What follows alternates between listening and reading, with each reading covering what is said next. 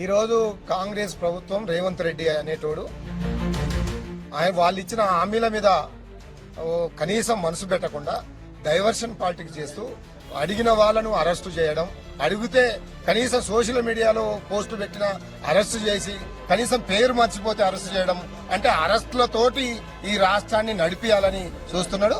ఇది ఎంత పద్ధతి కాదు. కాబట్టి తీవ్రంగా ఈ ప్రభుత్వాన్ని హెచ్చరిస్తున్నాం. నీ యొక్క దుర్మార్గం చేష్టలు. అందుకే దొంగకు తాళం చేతులు ఇవ్వద్దంటాం. ఈయన నోటుకు ఓటు కేసులో దొరికిన ఒక దొంగ.